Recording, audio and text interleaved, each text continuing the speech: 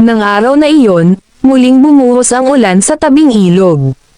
Nagmadaling mag-ipon at magsalansan ng mga sako ang mga tao sa pampang ng ilog bilang paghahanda sa paparating na baha.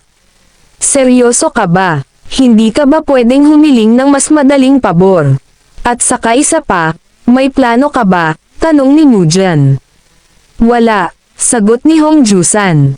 Ano? Hindi mo naman balak subukang harapin silang lahat, hindi ba? Tanong muli ni Mujan.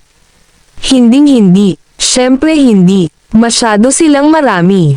Alamin na lang natin kung saan nakakulong si Susan at umalis na tayo agad dito, sagot muli ni Hongjusan. Sige, mukhang kailangan muna natin siyang hanapin. Siguradong naroon siya sa isa sa mga gusaling iyon, sabi muli ni Mujan. Wala tayong pagpipilian kundi subukang pumasok ng palihim sa mga gusaling iyan, sabi naman ni Hongjusan. Bobo ka ba? Papasok tayo ng palihim.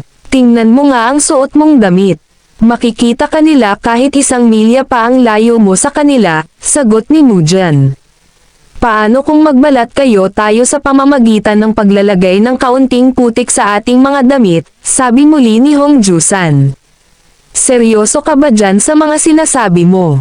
Sa tingin mo, makakatulong yan para magmukha kang kabilang sa mga tulisan ng ilog, tanong ni Mujan. Kung ganon, paano kung maghubad na lang tayo, sabi muli ni Hongjusan. Di pa man tapos magsalita si Hongjusan, bigla silang may narinig na nag-uusap sa di kalayuan. Ang ingay na kanilang narinig ay nagmula sa 2 miyembro ng tulisan ng ilog na nagroronde sa lugar. Mas gugustuhin ko pang magtayo ng harang laban sa baha kaysa naman sa magpatrolya sa ganitong panahon, sabi ng isang lalaki.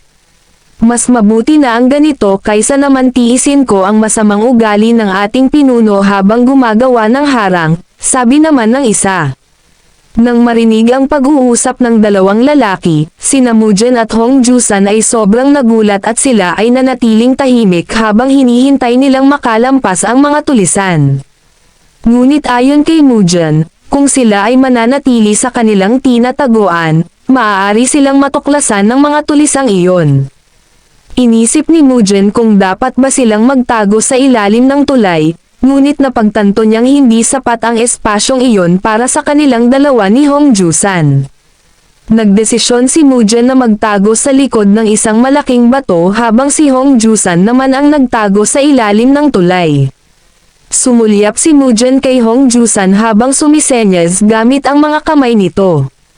Ayon kay Mujan, sapat na ang lakas ng tunog ng ulan upang matabunan ang ingay sa paligid. Habang papalapit ang 2 tulisan, sumenya si Hongjusan kay Mujan, kaya naman, nakahinga ito ng maluwag at naisip na gumagana ang plano at hindi pala ganoon kahirap ang palihim na pagpasok sa lugar ng mga tulisan. Ngunit, hindi inaasahan ni Mujan, biglang tumalon si Hongjusan upang atakihin ang 2 tulisan. Naiwasan naman ng mga tulisan ang pag-atakeng ginawa ni Hongjusan at humarap ang mga ito sa kanya na nanlilisik ang mga mata. Mula sa malayo, tiningnan ni Mujan si Hongjusan ng may pagkayamot at nasabi nitong bobo talaga ito. Sino ba sa tingin mo ang hinaharangan mo? Gusto mo bang madagdagan pa ang mga butas sa katawan mo para doon dumaan ang ulan? Galit na sabi ng isang tulisan. Nang sandaling iyon ay tulala pa rin si Hongjusan. Hindi siya makasagot at blanko pa din habang nakatitig sa lalaki at halos nauutal sa kanyang pagsasalita. Tumayo ka nga dyan, bobo ka talaga, isang malakas na sigaw ni Mujan at hinugot nito ang kanyang espada. At talagang nagtatago ka pa talaga. Masyado pa kayong mga bata. Ang lakas naman ng loob mong labanan kami. Humanda kayo. Tatapusin namin kayo, sigaw ng isang tulisan at sumugod ang mga ito kay Mujan. Malakas ang tibok ng puso ni Mujan nang dahil sa takot. Sa kanyang isip, inamin niyang pakiramdam niya ay para siyang tumatakbo, diretso sa isang bangin, ngunit pinaalalahanan niya ang sarili na hindi siya maaaring umatras. Habang sinusubukan niyang tipunin ang kanyang lakas ng loob, naalala niya ang mga turon ng kanyang master. Naalala niya ang boses ni Lai Chong na nag-uutos sa kanya na basahin ang trajectory. Ang trajectory ay isang paalang na hiwa, isang malawak na pag-ugoy ng espada na tila humihiwa sa hangkag na espasyo. Sinabi ng kanyang master na ibaba niya ang kanyang tindig, sumugod pasulong, at gumamit ng 3 panlilinlang sa pamamagitan ng pag-angat ng talam ng patayo. Kapag nagkamali ang kalaban, dapat niyang itutok agad ang pag-atake sa puso. Habang papalapit ang tulisan, tahimik na nanalangin si Mujin na sana'y mangyari ang lahat ayon sa plano. Ginawa niya ang unang panlilinlang, iniwas-iwas niya ang kanyang talam habang paalang namang humiwa ang tulisan. Yumuko si Mujin ng mas mababa at saka itinarak paitaas ang kanyang espada. Tumagos ang talam sa sombrerong dayami at bumaon sa leeg ng tulisan. Napahinto si Mujin sa pagkabigla, at hindi makapaniwala sa kanyang nagawa. Nanginginig ng hindi mapigilan ang kanyang katawan. Nang bumagsak ang tulisan, bago tuluyang mamatay, ang huling salita na lumabas sa kanyang mga labi ay ang pangalan ng tinawag nitong master. Makalipas ang ilang sandali, Mujin, sandali, mayroong dugo sa iyong mukha, sabi ni Hong Jusan kay Mujin. Ganoon ba? Sagot ni Mujin na halos wala sa kanyang sarili at pinunasan ang dugo sa kanyang pisngi. Di nagtagal, ang dalawa ay nakayukong nagtatago sa sulok malapit sa mga bahay sa tabing ilog, suot ang mga sombrerong dayami at mga balabal ng mga tulisan na kanilang napatay. Mukhang walang tao dito. Ang karamihan ay abala sa paggawa ng harang para sa baha. Kaya naman, kailangan na nating magmadali at isa-isahin ang bawat silid habang hindi pa bumabalik ang mga tulisan dito. Sana naman ay hindi sila sabay-sabay na bumalik dito para hindi nila tayo mahuli, sabi muli ni Hong Jusan. Tama ka, sagot ni Mujin na tila wala pa din sa sarili habang pinupunasan ang kanyang damit gamit ang kamay. Ano ba? Maaari bang mag-focus ka? Para kasing wala ka sa sarili. Magpakatatag ka. Paano tayo makakapasok? Hindi tayo maaaring hindi umatake kung kakailanganin katulad noong nangyari kanina, sabi muli ni Hong Jusan at tinapik nito sa balikat si Mujin. Bobo ka talaga. Hindi mo nga talaga alam kung paano tayo papasok. Sana ay tahimik na lang tayong naghintay habang sila ay dumadaan, sagot ni Mujin. Hindi mo naintindihan ang mga senyas na aking ginawa, sabi muli ni Hong Jusan. Huwag mo ngang baguhin ang usapan, sabi muli ni Mujin. Tumahimik ka na lang. Tapusin na natin ito, nang makita na natin si Sosen at para makaalis na tayo sa lugar na ito, sagot ni Hong Jusan. Gayunpaman, hanggat maaari, mabilis nating hahanapin si Sosen at aalis tayo dito. Huwag mo nang planuhin na lumaban pa sa kahit sino man at tumigil ka sa pagsigaw ng mga galaw mo ng malakas, sabi muli ni Mujin. Isa-isang pinasok ni Mujin at Hong Jusan ang mga gusali upang magpatuloy sa paghahanap kay Sosen. Ano naman ang mali sa pagbanggit ng pangalan ng mga pag-atake ko? Iyan ang itinuro ng aking master sa akin, sagot ni Hong Jusan. Kaya madali nilang naiwasan ang mga pag-atake mo kanina. Nagawa lamang nating makaligtas dahil ako ay isang martial master. Kuha mo, sabi muli ni Mujin. Ikaw, isang martial master. Nagpapatawa ka ba, sabi muli ni Hong Jusan.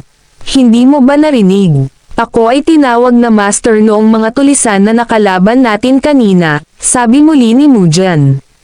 Master bang matatawag ang isang taong nanginginig ang mga kamay habang nakikipaglaban? Maaaring isa kang mahusay na master dahil nakayanan mong malabanan ang aking heart-piercing sword sa loob ng isang buwan, kahit pa isinisigaw ko ng malakas ang aking mga galaw, sabi muli ni Hong Jusan. Tumahimik ka na. Ito na ang huling gusali. Pumasok na tayo ngayon nang makita na natin si Sosen at nang makaalis na tayo sa lugar na ito, sagot ni Mujin. Huwag kang masyadong mag-alala. Pastahan tayo. Walang tao dyan sa loob. 5 pilak na ingots, Pupusta ako na walang sino man ang nariyan sa likod ng pintong iyan, sabi ni Hong Jusan. Hay nako, isa kang pulubi. Wala ka nga kahit isang pera. Paano mo magagawang pumusta? Sabi naman ni Mujan. Hay nako, bakit ba napakababaw mo? Nasaan na ang iyong moralidad? Tanong ni Hong Jusan. Sa halip na sumagot, tinawanan lamang ni Mujan si Hong Jusan. Dahan daw ang binuksan ng dalawa ang pinto. Sabi ko naman sa iyo, walang tao dito sa loob. Naputol ang pagsasalita ni Hing Jusan dahil sa siya ay nagulat sa kanyang nakita matapos nilang buksan ang pinto. Tumayo ang isa sa mga lalaki at binati sila, kunwari nagsasabi na abala sila sa mahigpit na pagpapatrolya, habang ang isa naman ay tumawa lamang. Natigilan sina Mujan at Hong Jusan, nagkatinginan sila habang tumutulo ang pawis sa kanilang mga mukha. Mabilis na isinara ni Mujan at Hong Jusan ang pinto. Kalaunan, isang ingay ang biglang narinig mula sa loob. Pagkatapos ng ilang sandali, sumilip si Hong Jusan sa labas upang tiyakin na walang parating na tulisan. Matapos masigurong walang tao sa labas, kinaladkad nilang dalawa palabas ang mga walang malay na katawan ng mga tulisan. Habang nakatali ang kamay ng mga tulisan, inilapag ni Mujan at Hong Jusan ang dalawa sa lupa kaya nagising ang mga ito. Magsalita kayo, saan ninyo dinala ang batang babaeng dinukot ninyo? Ang kanyang buhok ay nakatali sa dalawa. Isa siyang pulubi na nakatira sa ilalim ng tulay. Magsalita kayo bago pa man namin dagdagan ang mga butas dyan sa katawan ninyo, sabi ng dalawa sa mga tulisan. Tumawa ng may pangungutya ang isa sa mga tulisan.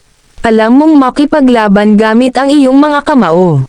Pero, mukhang ngayon mo lang sinubukang magbanta sa isang tao. Talaga bang iniisip mong sasabihin na lang namin kung nasaan ang aming mahalagang kalakal dahil lang sa matalim mong tingin? Subukan mong mas paghusayan kung gusto mong takutin ang kapitan ng pag-atake ng tanggulan sa ilog ng Yangtze, na nakapatay na ng 12 ng tao.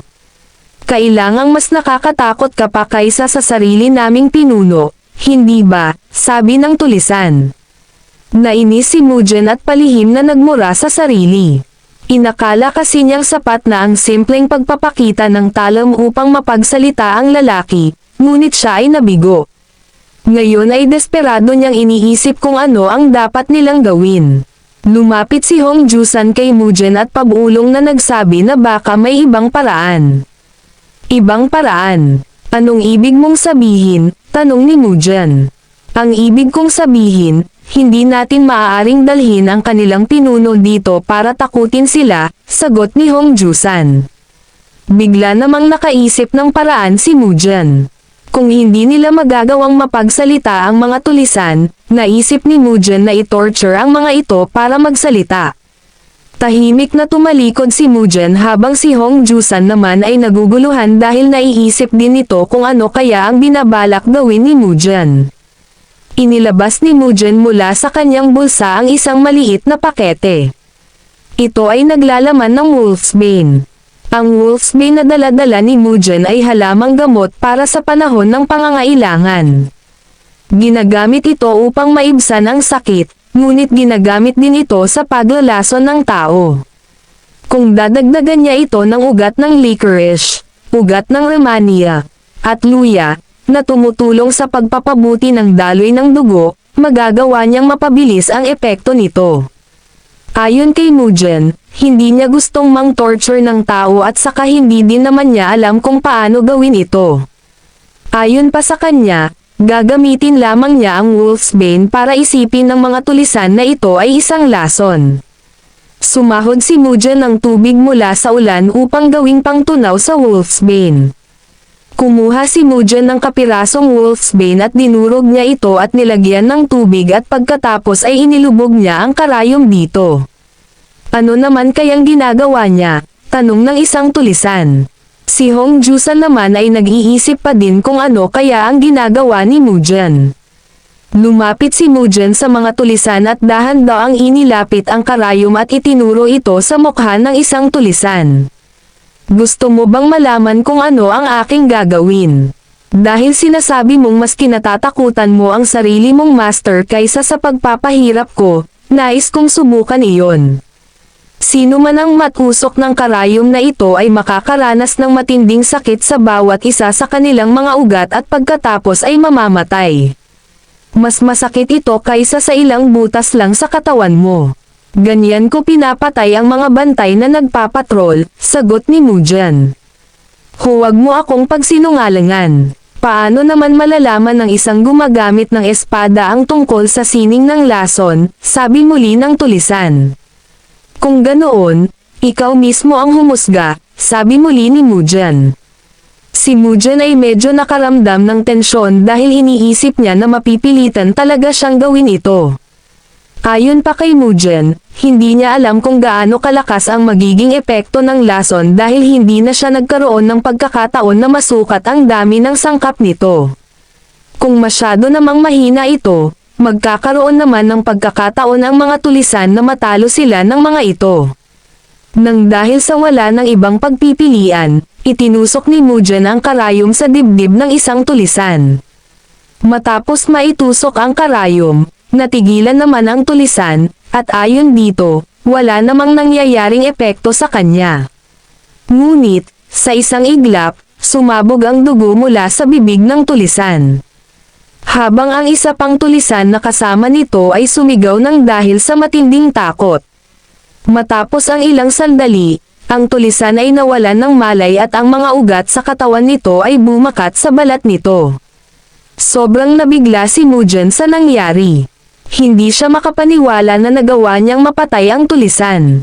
Napatingin ang natitirang tulisan sa bumagsak na kasamahan at nanginginig ang buo nitong katawan ng dahil sa takot.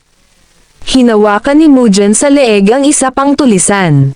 Saan ninyo dinala ang batang babaeng dinukot ninyo? Kung ayaw mong mangyari sa iyo ang aking ginawa sa iyong kasama, mas mabuti nang ikaw ay magsalita, sabi ni Mujan habang ang mga mata nito ay nanlilisik. Nang dahil naman sa sobrang takot, sinabi na nga ng tulisan na si Susan ay kanilang dinala sa loob ng isang kuweba. Isa na may gamit na espada. Isa na may ginamit na gamot. Nakapatay ng 2 tao si Mujan. Napatay niya ang isa ng dahil sa espada para iligtas si Hongjusan. Napatay naman niya ang isa ng dahil sa paggamit niya ng gamot para naman iligtas si Susan. Ayon kay Mujan, talagang kinailangan niyang patayin ang 2. Ang isa ay sinadya at ang isa naman ay nang dahil sa pagkakamali. Pero, ito nga ba ay isang pagkakamali? Habang naglalakad, bakas sa mukha ni Hongjusan ang pag-aalala para kay Mujan. Yung lalaking may mga peklat, nagkamali ka, di ba? Tanong ni Hongjusan. Ano naman ngayon? Siya mismo ang nagsabi sa akin na nakapatay siya ng mahigit 10 tao. Nararapat lamang siyang mamatay. Ipinagyabang pa niya ang mga kalupitan niya. Nagkamali ako at alam ko yon. Pero, hindi ko pinagsisisihan ang aking ginawa. Hanapin na lamang natin si Susan at nang makaalis na tayo sa lugar na ito. Ang lakas ng ulan ay talagang nakakasira sa aking pakiramdam, sagot ni Mujan. Sumang-ayon naman si Hongjusan sa sinabi ni Mujan. Naisip ni Hongjusan kung hindi ba siya nagkamali sa paghingi ng tulong kay Mujan mula pa sa simula. Ngunit ayon pa sa kanya, hindi na siya maaaring umatras ngayon, dahil alam niyang dahil sa kanya, nagawa ni Mujan ang mga bagay na iyon. Biglang napahinto sa paglalakad sina Mujan at Hongjusan dahil sa mayroong 2 lagusan sa loob ng kuweba.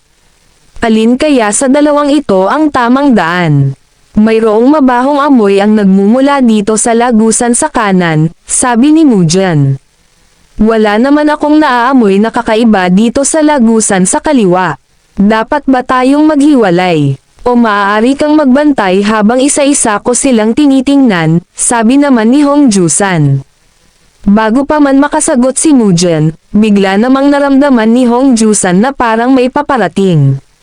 Walang pag-aatubili, dumapa si Hongjusan sa lupa at idinikit ang kanyang tainga sa bato upang maramdaman ang mga pagyanig. Maya-maya, biglang nanlaki ang mga mata ni Hongjusan dahil masama ang kanyang naramdaman. Anong ibig mong sabihin? Mga tao ba sila? Ilan kaya sila sa palagay mo? Tanong ni Mujan.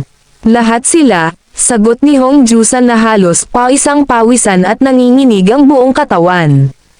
Sa sandaling iyon, umalangaw-ngaw ang mga yabag ng mga tao na parating mula sa di kalayuan. Mahigpit na hinawakan ni Hong Jusan ang kanyang sandata habang naghahanda, at tinanong si Mujan kung ano ang dapat nilang gawin dahil wala silang mapagtatagwan. Wala na tayong mapagtatagwan. Ano nang gagawin natin? Sabi ni Hong Jusan. Ano pa nga ba? Lalabanan natin silang lahat hanggat kaya natin, sagot ni Mujan habang nag-uunahan sa kanya ang takot at pag-iisip. Sa imahinasyon ni Mujan, inisip niya ang sarili na nakikipaglaban sa mga tulisan at ito ay nauwi sa kamatayan, kaya pinilit niyang talikuran ang una niyang plano. Maging ang mga senaryong naiisip niya ay nagpapakita ng napakaraming kahinaan. Mabilis siyang nag-isip kung paano babaguhin ang kanyang paraan, at nagpa siya na palitan ang mga panlilinlang ng istilong wasp ng tunay na mga atake, na mag-iiwan ng mga sugat na makahahadlang sa galaw ng kanilang mga kalaban. Sinabi niya sa sarili na kailangan niyang harapin ang pagsalakay ng paisa-isang hanay, ngunit alam niyang kapag tumagal ito, mapipilitan siyang umatras. Ayon pa kay Mujan, kapag siya ay napalibutan ng mga kalaban, doon na magtatapos ang lahat. Palapit ng palapit ang mga tulisan kina Mujan. Napatigil si Mujan, nanlalamig at nanginginig habang paikot-ikot ang kanyang mga iniisip. Ayon kay Mujan, wala daw ba kayang perpektong solusyon tulad ng nasa mga tekstong medikal ang maaari niyang gawin. Walang nakasulat na aral tungkol sa pakikipaglaban sa napakaraming tao sa loob ng isang kuweba, at hindi ito isang bagay na malulutas ng kutob lamang. Pinilit niyang huminga ng malalim, saka dahan-daang nagbuga ng hininga upang patatagin ang kanyang loob. Inayos niya ang kanyang tindig at nangako sa sarili na wala siyang balak magmakaawa para sa kanyang buhay. Nang tuluyan ng makalapit ang mga tulisan, isa sa kanila ang ngumisi at namutya. 2 daga lamang naman pala ito. Kayo ang naglakas loob na sumalakay sa kuta sa ilog ng Yangtze at pumatay sa aming mga tauhan na nagpapatrolya at nagpapahinga, sabi ng isang tulisan. Bakit ka pa magtatanong? Maririnig mo rin iyan mula sa sarili nilang mga bibig sa lalong madaling panahon, sagot ni Mujan. Ngunit ng sandaling iyon, medyo nakaramdam si Mujan ng kaba dahil ayon sa kanya, hindi niya inaasahan na mahigit 20 tao ang dumating. Ayon pa sa kanya, hindi niya alam ang gagawin nilang solusyon ni Hong Jusan, pero wala na silang iba pang pagpipilian kundi ang labanan ang mga ito. Talaga ba? Tama ka, iyan nga ang sinabi nila. Medyo natakot naman ako sa inyo. Sige na. Ubusin ninyo sila bago pa makarating ang pinuno nila, sabi muli ng tulisan. Matapos ibigay ang utos, sumang-ayon naman ang mga ibang tulisan at isa-isang sumugod ang mga ito papalapit kina Mujan. Naghanda sina Hong Jusan at Mujan para sa labanan. Kinagat ni Mujan ang kanyang labi at mahigpit na hinawakan ang kanyang espada. Ayon kay Mujan, wala siyang oras para matakot, dahil iisa lamang ang solusyon na maaari nilang gawin ni Hong Jusan, ito ay ang patayin ang lahat ng tulisan upang sila ay makaligtas. Nagpa siya si Mujan na pabagsakin ang mga tulisan ng paisa-isang hanay. Sa isang sigaw, sumugod siya, inihampas ang kanyang espada ng buong lakas. Nagawa niyang mahiwa ang 2 tulisan ng sabay sa isang pag-atake lamang. Nawalan ng kontrol si Mujan dahil masyadong naging malawak ang kanyang pag-atake. Magkagayunman, wala nang paraan para makalabas. Ayon sa kanya, kapag siya ay huminto, maaari siyang mamatay. Biglang umalangaw-ngaw ang isang malakas na dagandong sa loob ng kuweba. Isinigaw ni Hong Jusan ang pangalan ng kanyang ginawang pag-atake at ito ay ang half-wing claw at ito ay tumalon ng mataas sa ere. Pinabagsak nito ang 2 tulisan na muntik nang makalupig kay Mujan. Napabulalas ang tulisan at inamin nito sa sarili na talagang napakalakas ni Mujan at Hong Jusan. Punong-puno ng matinding determinasyon sina Mujin at Hong Jusan upang matalo ang kanilang mga kalaban. Tumigil ka na. Sinusubukan mo bang ipahamak ang sarili mo dahil sa pag-arte mo? Kapag napatay ka nila, sino sa palagay mo ang tutulong sa akin para hanapin si Sosen? Sabi ni Hong Jusan kay Mujin. Sino naman ang gustong ihantong ang sarili sa kamatayan? Hanggat hindi ko nababawi sa iyo ang 5 pilak na ingat na utang mo sa akin, hindi mo ako makikitang mamatay kailanman. Loko-lokong pulubi, sagot ni Mujin. Bilasan ninyo. Huwag ninyo silang bigyan ng pagkakataon na makapagpahinga. Sumugod kayong lahat at tapusin sila, sabi ng isang tulisan sa iba pang mga tulisan. Ang pangkat ng mga tulisan ay sumugod sa kanila upang magpatuloy sa pakikipaglaban. Umalangaw sa loob ng kuweba ang tunog ng mga nagbabangga ang sandata at ang mga sigaw ng mga bumabagsak. Lumaban sina Mujin at Hong Jusan ng buong lakas at pinabagsak ang mga kalaban isa-isa. Matapos ang tila walang katapusang kaguluhan, bumagsak sa lupa ang ilang katawan ng mga tulisan. Habang hinihingal, tinitigan ni Mujin at Hong Jusan ang mga tulisang natitira sa harap nila nang may mabibigat na ngiti sa kanilang mga mukha. Habang nakahinto, napuno ng pag-asa ang isipan ni Mujin. Marahil, kung suswertehin sila, maaari nga silang makaligtas at makaalis sa lugar na iyon. Ngunit panandalian lamang ang kanilang ginhawa. Nanlaki ang kanilang mga mata sa gulat nang may isang panibagong pangkat ng mga tulisan ang lumitaw. Napatingala si Mujin sa taong dumating na punong-puno ng takot. Pinuno, narito na kayo, pagbati ng mga tulisan. Ang dumating na ito ay ang pinuno ng mga tulisan ng ilog.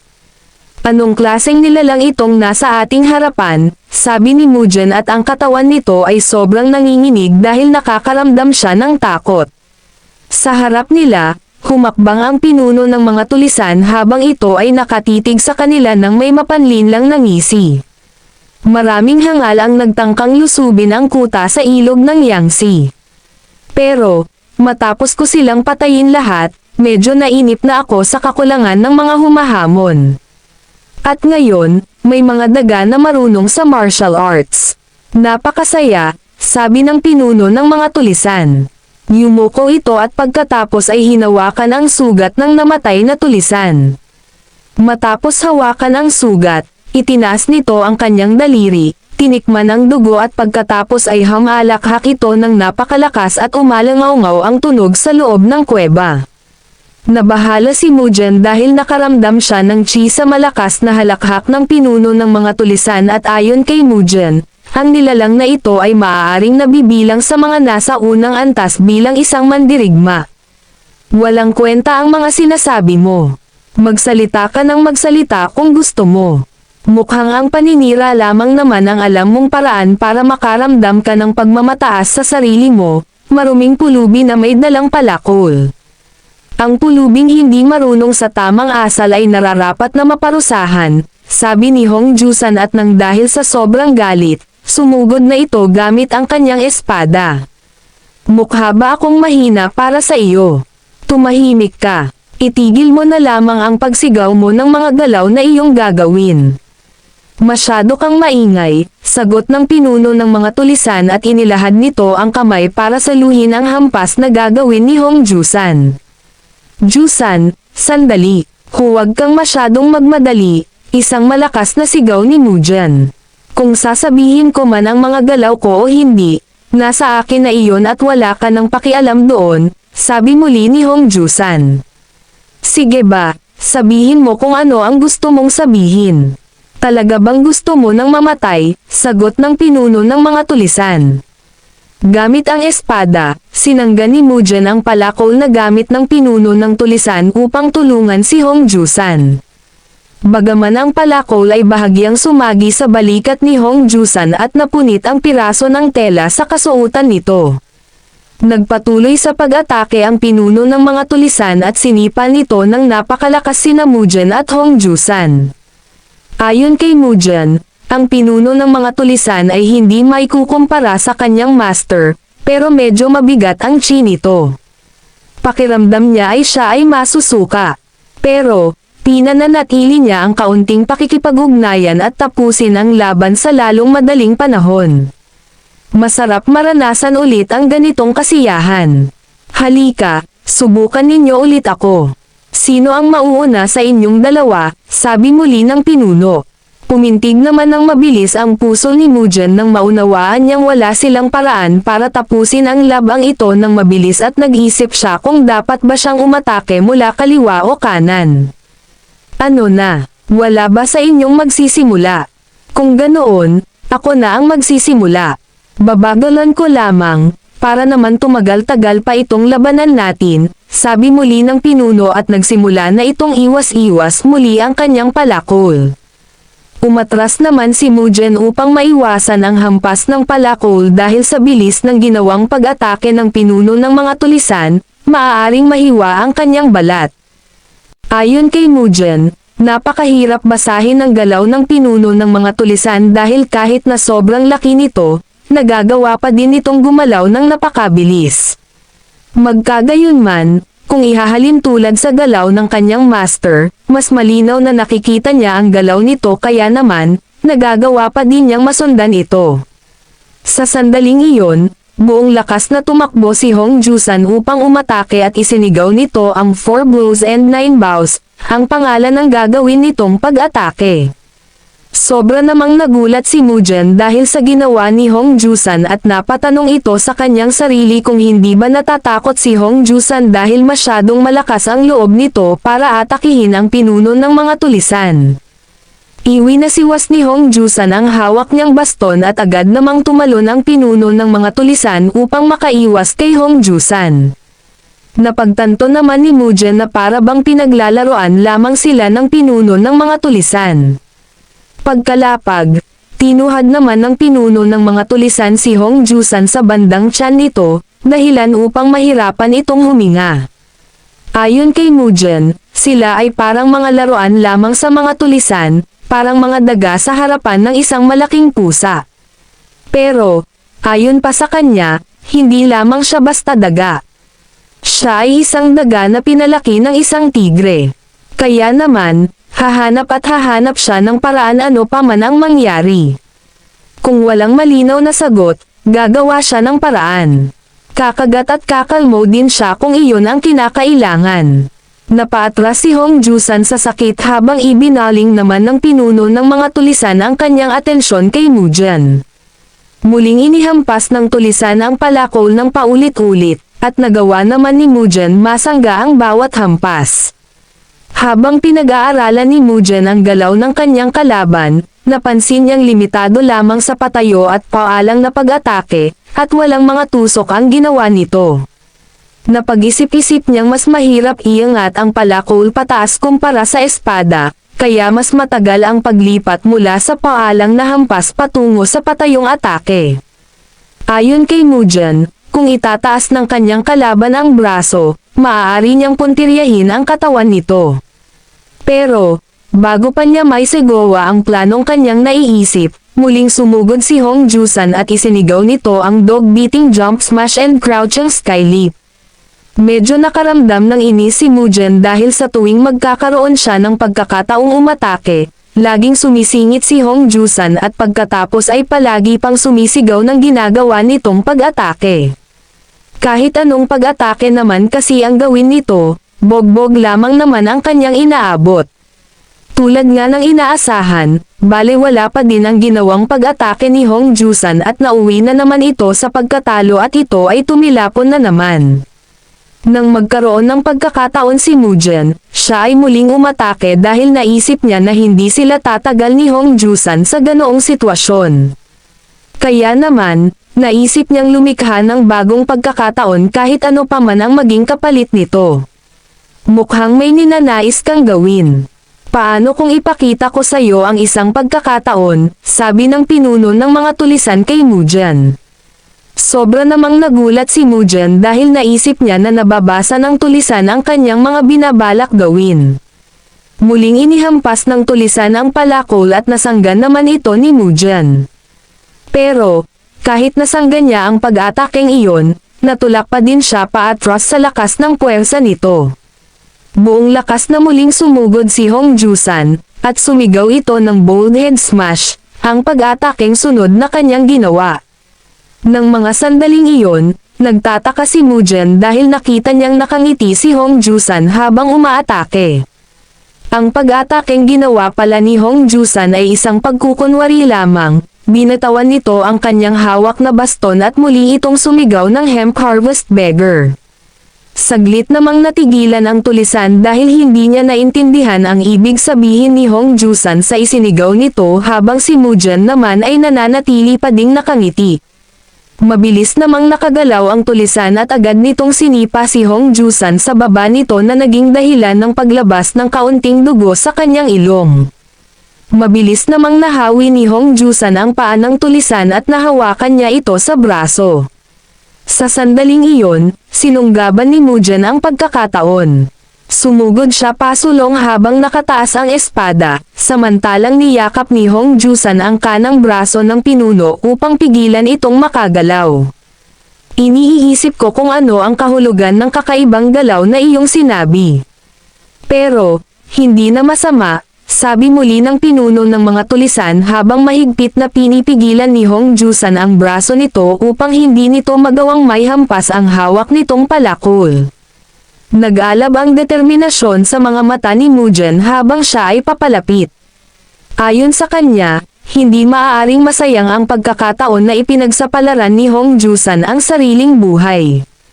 Ayon pa kay Mugen, kahit ano pa man ang mangyari, kahit ang kapalit nito ay ang kanyang buhay, titiyakin niyang tatama ang ataking kanyang gagawin at ipinauubayan na niya kay Hong Jusan ang lahat. Isang malakas na paalang nahiwa sa leeg ng tulisan ang ginawa ni Mugen at ito ang naging dahilan upang maputol ang ulo ng pinuno ng mga tulisan. Gamulong ang ulo sa lupa patungo sa natitirang mga tulisan at ang mga ito ay nanginginig ng dahil sa takot. Ipanatag mo ang sarili mo, sabi ng isang tulisan. E ano naman ngayon kung namatay na ang ating pinuno? Hahayaan mo na lang ba silang kunin ang lahat ng ating mga kayamanan? May hangganan din ang mga ito, nasisiguro ko na hindi na nila kaya pang lumaban dahil mga pagod na sila, sagot naman ng isang tulisan. Hingal na hingal si Mugen at napaisip na matalino ang tulisang nasa kanyang harapan. Magkagayunman, kahit na sobra na ang pagod na kanyang nararamdaman, kailangan pa din niyang lumaban hanggang dulo.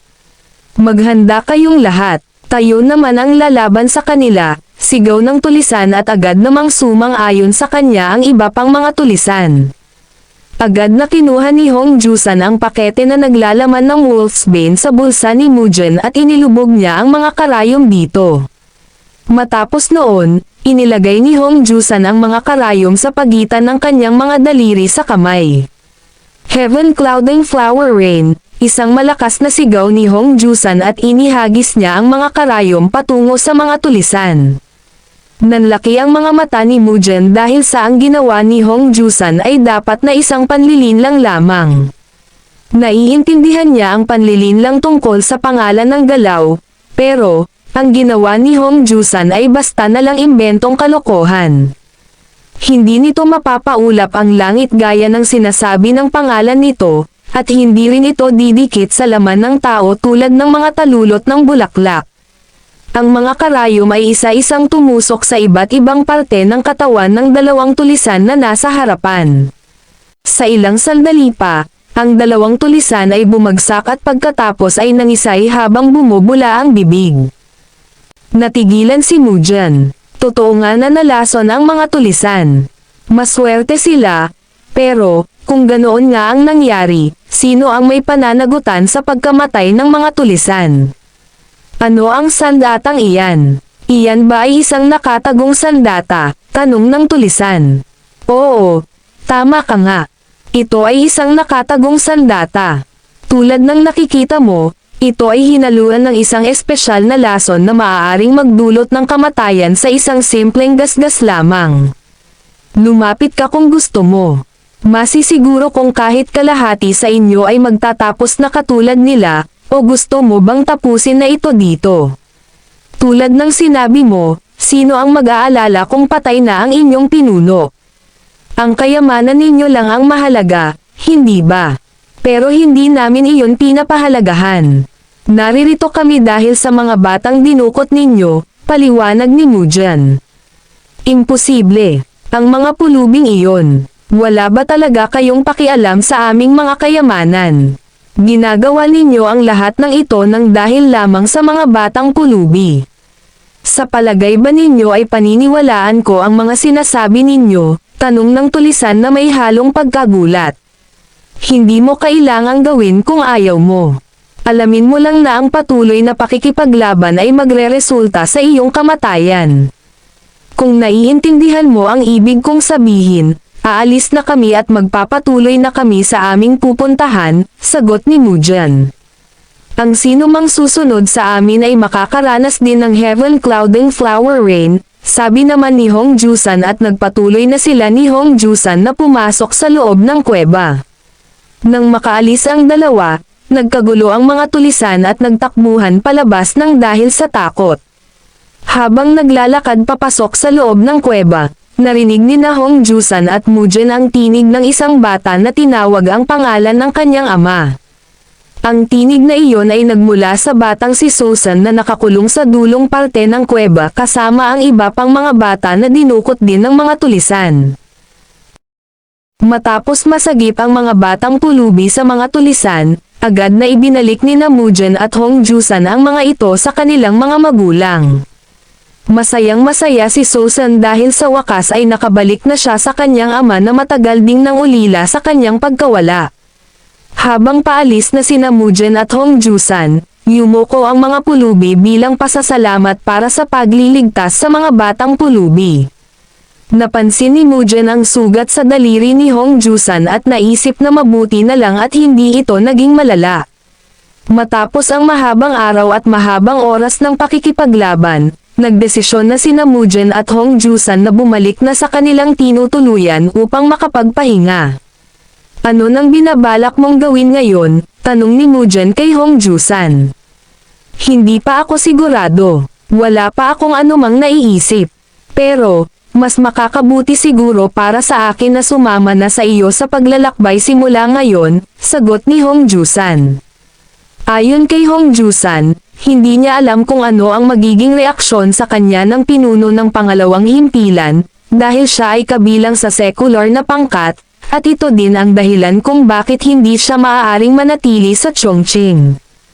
Pero, naisip din naman niya, kung sakali namang sasama siya kay Lai Chong at Mujan sa paglalakbay, maaari namang malagay sa panganib ang mga ito sa sekta ng mga pulubi. Ayos lang. Siguro, natutunan ko lang kung paano makiusap ang isang pulubing may utang sa akin ng kanyang buhay para humingi pa ng isa pang pagkakataong maglakbay. May kakayahan ka bang maging mas makasarili sa tuwing makakaligtas tayo, sabi muli ni Mujan. Anong sinabi mo? Hindi ako nakikiusap. Iyon ay isang kahilingan. Hindi pala, iyon ay isang alok, sabi naman ni Hong Jusan. Sinong magbabayad ng pagkain? Sinong magbabayad ng mga inumin? At sinong bibili ng mga bagong damit? Tanong ni Mujan. Ikaw. Pero, hindi ko naman kailangan ng mga bagong damit, sagot ni Hong Jusan. Sa puntong ito, hindi na ito isang pakiusap. Para na kitang lubusang sinusuportahan, sabi muli ni Mujan at binuksan na niya ang pinto ng silid upang pumasok. Tingnan nyo, kayong dalawa. Mukhang nagsasaya kayo habang wala ako nitong mga nakaraang araw. Mukhang naging kapaki-pakinabang ang espadang in-order ko, sabi ni Lai Chong na noong mga sandaling iyon ay nasa loob pala ng tinutuluyan ni Mujan. Ginoo, narito ka na pala. Hindi ko naman masasabing naging masaya ang mga nangyari. Pero, saan ka ba nagpunta? Dala mo ang 100 pilak na niyang noong umalis ka, tanong ni Mujan kay Lai Chong. May bumabagabag sa likod ng isip ko, kaya nagpunta ako para mag-imbestiga. At dahil nandito rin si Hong Jusan, ipapaliwanag ko na lang. Umupo muna kayong dalawa. Alam ba ninyong dalawa ang tungkol sa digmaan sa pagitan ng secular at tradisyonal na faction ng sekta ng mga pulubi sa Chongqing na nangyari noong matagal na panahon na? Narinig mo ba na patay na ang pinuno ng tanggulan ng Yangtze? Tanong ni Lai Chong. Ang pinuno ng tanggulan ng Yangtze. Sa wakas, namatay din ang taong iyon, sagot ni Mujan. 2 binata ang tumapos sa kanya, sabi muli ni Lai Chong. Ano, mga batang martial artist ba sila mula sa mga pinakamatataas na sekta? Tanong naman ni Mujan. Hindi, narinig ko na ang isa sa kanila ay isang panday na may apelyidong Tang, sagot ni Lai Chong. Isang panday, paano? Tanong muli ni Mujan. Walang palatandaan, sagot ni Lai Chong. Masayang maging malaya sa mga masasamang tulisan na katulad nila, sabi muli ni Mujan. Panandalian lamang iyon. Siguradong babalik din sila sa mga susunod na araw. Nakakita ka na ba ng banta ng dumi na walang langaw? Sabi muli ni Lai Chong. Hindi pa, sagot ni Mujan. Nang umalis si Mujan sa Chongqing, kumalat na sa buong lungsod ang kwento ng nangyari sa tanggulan sa ilog ng Yangtze. Ngayon, 2 linggo na ang lumipas mula nang umalis si Mujan sa Chongqing. Ang hindi inaasahang pakikipaglaban para sa kanilang mga buhay ay talagang nagbunga. Binigyan sila ng 10 pilak ng panday na si Puong, at ang iba pang mga panday ang nagbayad ng kanilang pasahe sa bangka na 60 pilak. Bukod pa roon, binigyan din sila ng 3 gintong inggit bilang tanda ng pasasalamat mula sa mga mangangalakal na matagal nang pinahirapan ng mga tulisan sa ilog. Gayunpaman, ayon kay Mujan, ang tunay na gantimpala ay ang pagkatanto na sa mga sandaling kailangan niya ng lakas, lagi itong dumarating ng hindi inaasahan. Kung nagpabaya siya sa kanyang pagsasanay sa daan papuntang Chongqing. Kung hindi niya araw-araw sinanay ang Black Tortoise Cultivation Method upang mas mahusay na masipsap ang Black Pony Flower. Nagdesisyon si Mujan na kalimutan na lamang ang tungkol sa pinuno ng tanggulan dahil maaaring namatay din siya sa kamay ng isa sa mga tauhan ng mga tulisan. Mayroon pa siyang 2 linggo sa barko papuntang Luoyang. Ayon kay Mujan, gagamitin niya ng maayos ang panahong iyon. Sa ganoong paraan, kahit gaano kalakas ang pagyanig ng sahig, mapapanatili niya ang kanyang balanse sa lahat ng oras. Hahakbang siya pasulong at magiging kaisa ng kanyang sandata, ang espadang pumuputol ng kaluluwa. Biglang napahinto si Mujan sa kanyang pagsasanay nang dahil sa may isang taong biglang pumalakpak. Pasensya na sa abala. Pumunta ako sa deck para tingnan ang buwan, ngunit napadpad ako dito at nakita ko ang iyong pagsasanay.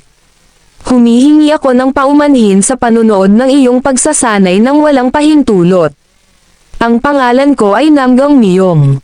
Kung ayos lang sa iyo, interesado ka bang makipagduwelo sa akin? Tanong ni Miyong kay Mujan. Si Namgang Miyong ang panganay na anak ng angkan ng Namgang at isang martial artist na nasa unang antas. Nang mga sandaling iyon, nanambalik sa alaala ni Miyong habang siya ay nasa isang bangka habang siya ay pauwi matapos ang una niyang pakikipagsapalaran sa Jiangho, na wala masyadong nagawa o nakamit. Pagkatapos, nakilala niya ang isang babae. Isang babaeng tila hindi naaapektuhan sa pangalan ng Namgang, na karaniwang nagdudulot sa mga tao ng hindi kanais-nais na inaasahan. Ayon kay Miyong, hindi pa siya kailanman nakatagpo ng babaeng ganoon noon. Dahil wala itong pakialam sa kanyang titulo, mas kinailangan ni Miyong na mag-effort upang mapanalunan ang puso ng babae. Ngunit sa wakas, naging malaya siya. Kumuha siya ng sanga na hitik sa bulaklak at ibinigay niya ito sa babae. Sa paggugol ng oras kasama ang babae, ang kanyang hindi komportableng mga inaasahan mula sa kanyang angkan ay naglaho na parang hamog sa umaga. Nangyari iyon nang biglang dumating si Mujan. Lumapit si Mujan sa babae upang hingin sana ang sanga ng bulaklak upang gawing gamot sa pagkalason dahil ng mga sandaling iyon, mayroon kasing isang pasahero sa barko ang nalason dahil sa pagkain. Nang mga sandaling iyon, sobra ang inis na naramdaman ni Miyong dahil ayon sa kanya, sinira ng isang lalaking nagpakilalang manggagamot sa umaga at nagsasanay naman ng martial arts sa gabi ang lahat. Pagbalik sa kasalukuyan, patuloy pa din sa paghingi ng isang duelo si Miyong kay Mujan. Nang sandali ding iyon naman, nalilito si Mujan kung tama ba ang kanyang narinig na ang isang miyembro ng angkan ng Namgang ay nais makipagduelo sa kanya. Sa loob-loob ni Miyong, sumumpa siya at nangakong tatalunan niya si Mujan sa ngalan ng kanilang angkan. Nang sandaling iyon, ang babaeng nakilala ni Miyong ay naroon para panoorin silang dalawa ni Mujan sa kanilang duelo. Magiging maayos ka ba? Tunay na espada itong hawak ko, laban sa isang kahoy na espada, tanong ni Mujan. Ayos lang. Ako naman ang umistorbo sa iyong pagsasanay. Bukod pa rito, kamangha-manghang marinig na may isang mula sa pamilya ng mga manggagamot ang pumasok sa mundo ng martial arts. Nagpapasalamat ako sa pagkakataong mapalawak ang aking makitid na pananaw, sagot ni Miyong. Salamat sa pagiging huling bahagi ng aking nakakapagod na unang pakikipagsapalaran, sabi naman ni Miyong sa kanyang isip. Sige. Umaasa akong matuto mula sa pinakamahusay, sabi muli ni Mujan. Ayon kay Mujan, pakiramdam niya ay napasubo siya sa maling bagay. Bago kasi siya umalis ng Sichuan, narinig na niya ang mga kwento tungkol sa mga Namgang na ang mga ito ay isang alamat. Gayunpaman, ngayon ay kaharap ni Mujan ang isang martial artist mula sa angkan ng Namgang na malinaw na sinusubukang mapalapit sa isang babae at makuha ang atensyon nito. Bukod pa rito, ang tingin sa mga mata nito ay kapareho ng sa mga taong pasaway na pumupunta sa klinika ni Mujan. Ayon kay Mujan, hindi na niya dapat subukan pang lumaban, dapat na hayaan na lang niyang talunin siya ni Miyong, kaya naman, walang ingat niyang inundayan ng kanyang espada si Miyong. Nakangiti lamang si Miyong habang sinusuri si Mujan. Para sa kanya, ang galaw ni Mujan ay katulad ng galaw ng isang martial artist na nasa pangalawang antas dahil ito ay mabagal at madaling hulaan. Iniisip ni Miyong na nagkukunwari lamang na sa ulo siya aatakihin ni Mujan pero ang totoo, sa balikat talaga tatama ang hampas ng espada nito. Ang pagnanais ni Miyong na yurakan si Mujan ay humina matapos niyang makita kung gaano ito kahina kumpara sa kanya. Sa tingin niya, si Mujan ang uri ng kalaban na dapat niyang turuan ng tamang leksyon dahil sa ganoong paraan ay matututo na si Mujan kung paano humarap ng maayos sa mga tulisan. Inilihis ni Miyong ang kanyang espada at gagamitin niya ang Infinite Asher Martial Arts upang ipakita kay Mujan kung paanong kayang talunin ng lambot ang lakas. Para magawa ang kanyang naiisip, magpapanggap si Miyong na sasabay siya sa direksyon ng pag-atake ni Mujan at pagkatapos, itutuwid niya ang direksyon at sasaladjin niya ang atake ng espada, saka naman niya gagamitin ang Infinite Asher. Humakbang si Miyong pasulong, handang ilihis ang galaw ni Mujan, ngunit sa isang iglap, nanlaki ang kanyang mga mata sa gulat. Naputol ng talam ng espada ni Mujan ang kanyang kahoy na espadang kahoy. Sa bilis ng galaw ni Mujan, nahagap ng espada ang piraso ng damit ni Miyong sa bandang balikat nito. Nilamon ng takot si Miyong at napagtanto na ang kawalan ng kontrol ni Mujan ang lalong nagpadali sa pag-atakeng ginawa nito. Matapos noon, gamulong at bumagsak pabaliktad si Miyong at tumama ito sa gilid ng barko. Agad na lumapit si Mujan sa kanya, yumuko sa pag-aalala, at mabilis na humingi ng paumanhin. Pasensya na. Hindi lang ako sanay gumamit ng tunay na espada sa mga pangkaibigang duelo na tulad nito. Naging padalos-dalos kasi ako, sabi ni Mujan. Ayos lang, huwag mo akong alalahanin. Nangyayari talaga ang mga ganitong bagay sa angkan ng Namgang. Malamang ay hindi maganda ang kondisyon ng aking kahoy na espada. Maraming salamat sa mga itinuro mo, Tang Mujan, sagot ni Miyong. Hindi naman. Pasensya na at pinilit kitang gamitin ang napakalumang kahoy na espada, sabi muli ni Mujan. Wala nang natitirang mga kahoy na espada, kaya tapusin muna natin ang tunggalian dito sa ngayon. Gayunpaman, tunay ngang kahanga-hanga ang iyong espada. Ni hindi ko man lang naramdaman na hiniwa nito ang aking kahoy na espada. Sa katunayan, pakiramdam ko ay bigla akong naliwanagan, at ayokong mawala ito, sabi naman ni Miyong. Ayon kay Mugen, ibinaling na nga lamang niya ang sisi sa kahoy na espada para maligtas si Miyong sa kahihiyan, ngunit hindi naman ito nakikinig. Bigyan mo pa ako ng isa pang pagkakataon, sabi muli ni Miyong at naglabas ito ng isang tunay na espada. Napaatras habang gulat na gulat si Mugen, at napatanong sa kanyang sarili kung balak ba talaga ni Miyong na makipaglaban gamit ang tunay na sandata. Hindi ko gagamitin ang aking chi, at hindi ako gagawa ng anumang mapanganib na galaw, sabi muli ni Miyong. Hanggang ngayon, sa loob ni Miyong, nagngingit-ngit pa din ito sa galit kay Mugen dahil sinira daw nito ang lahat ng pagsisikap na ginawa niya para mapahanga ang babae hanggang ngayon at hindi daw niya hahayaang sirain pa ni Mugen ang kanyang wagas na pag-ibig. Ang babae naman, tinatakpan ang kanyang mukha ng pamaypay, at tahimik na natawa sa katawa-tawang sitwasyon. Humanda ka sa akin, gamit ang isa sa 5 dakilang espada ng angkan ng Namgang, ang Three-Peak Sword. Ipapakita ko sa iyo ang tunay na kapangyarihan ng angkan ng Namgang, sabi ni Miyong sa kanyang isip at nagpumilit itong muli na pagbigyan sana muli siya ni Mugen ng isa pang duelo. Nang dahil sa pagpupumilit, sumang-ayon na si Mugen kaya naman itinaas ni Mugen ang kanyang espada at naghanda sa kanyang pag-atake. Ayon kay Miyong, kung pareho ang atakeng gagawin ni Mugen, siguradong madali niya itong maiiwasan. Kung pareho nga ang atakeng gagawin ni Mugen, nasisiguro niyang magiging iba ang resulta nito sa pagkakataong iyon. Maaaring hindi iyon pagtuturo kung paano tinatalo ng lambot ang lakas, pero sasalagan niya ang pag-atake ni Mugen sa parehong paraan. Ngunit, nang magbanggaan ang kanilang mga talam, nanlaki ang mga mata ni Miyong dahil sa takot. Nagkaroon ng maliit na pinsala ang maalamat na Three-Peak Sword. Napasigaw si Miyong dahil nasira ang isa sa 5 dakilang espada ng kanilang angkan at nang dahil dito, kusang lumabas ang chi mula sa kanyang katawan. Sandali, hindi ba't nangako ka na hinding-hindi ka gagamit ng iyong chi, sabi ni Mugen kay Miyong at biglang napahinto ang paglalaban ng dalawa. Humihingi ako ng paumanhin. Sa angkan ng Namgang, normal na ibigay ang lahat, kaya nakasanayan ko iyon. Pasensya ka na ulit, sagot ni Miyong. Gayunpaman, may napagkasunduan tayo. Isa pa, paulit-ulit mong binabanggit ang angkan ng Namgang.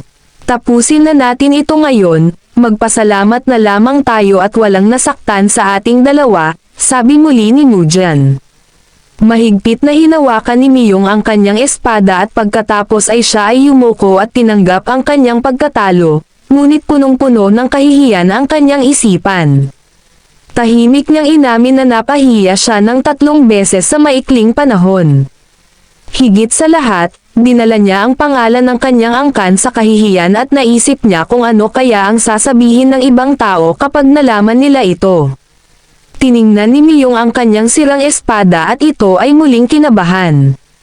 Kung uuwi kasi siya na ganoon ang kalagayan nito, magagalit ng husto ang kanyang ama at ang mga nakatatanda. Naisip niya ang galit ng kanyang ama at namutla siya, pawis na pawis ang kanyang mukha. Paulit-ulit siyang mamulong, nagmamakaawa ng kapatawaran at nagsasabing siya'y nagkamali. Mabilis na tumakbo ang kanyang isip habang iniisip kung anong uri ng espada ang pag-aari ni Mugen. Naisip niya na marahil ito ay isang banal na sandata. Malakas ang tama ng ideyang iyon sa kanya at tumalim ang kanyang tingin dahil sa pagnanasa. Hindi mo kailangang magmakaawa para sa buhay mo. Alam kong nagkaroon tayo ng ilang problema sa pagkakataong ito, pero nag-alok ka naman sa akin ng napakapakinabang na mga kondisyon mula pa sa simula, kaya ituring na lang natin ito bilang isang simpleng aksidente. Maraming salamat, sabi ni Mugen kay Miyong. Maraming salamat din Tang Mugen. Pero, maaari ko bang bilhin ang iyong espada? Tanong ni Miyong. Hindi maaari. Ang espadang ito ay sobrang espesyal para sa akin, sagot ni Mugen na medyo nagulat sa sinabi ni Miyong. Pasensya ka na sa paggawa ko ng ganoong bastos na kahilingan. Maraming salamat sa iyong mahalagang oras. Magandang gabi, sabi muli ni Miyong at pagkatapos ay umalis na ito kasama ang babae. Pinanood sila ni Mugen habang papalayo at napabulong na tunay na mapanganib ang lalaking tulad ni Miyong. Ayon kay Mugen, mayroon pa siyang 1 linggo na itatagal sa barko kaya naman naisip niya na umiwas na lamang para hindi na niya makasalamuha pa si Miyong.